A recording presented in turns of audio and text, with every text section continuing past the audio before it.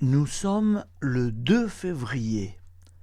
L'Église fête la présentation du Seigneur au Temple.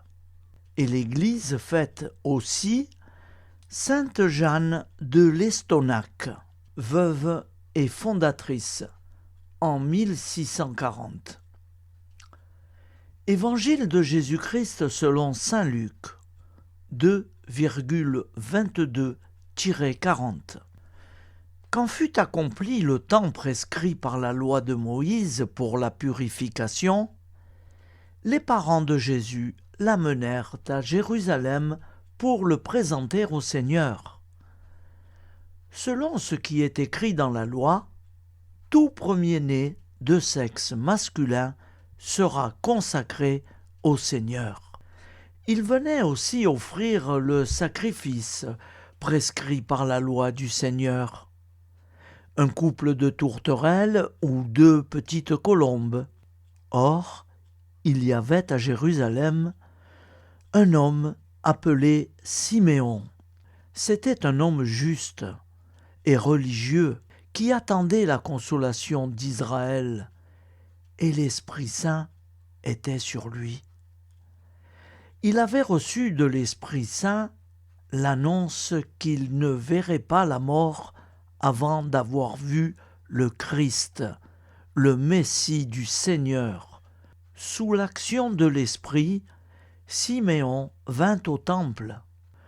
Au moment où les parents présentaient l'enfant Jésus pour se conformer au rite de la loi qui le concernait, Siméon reçut l'enfant dans ses bras et il bénit Dieu en disant : « Maintenant, ô Maître souverain, tu peux laisser ton serviteur s'en aller en paix, selon ta parole, car mes yeux ont vu le salut que tu préparais à la face des peuples.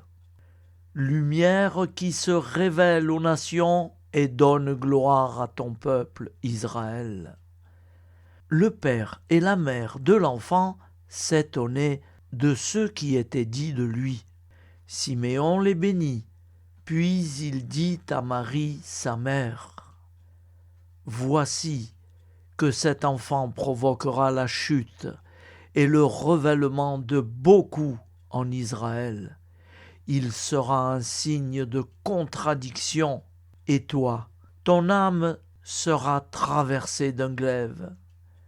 Ainsi seront dévoilées les pensées qui viennent du cœur d'un grand nombre. » Il y avait aussi une femme prophète, Anne, fille de Phanuel, de la tribu d'Aser. Elle était très avancée en âge. Après 7 ans de mariage, demeurée veuve, elle était arrivée à l'âge de 84 ans.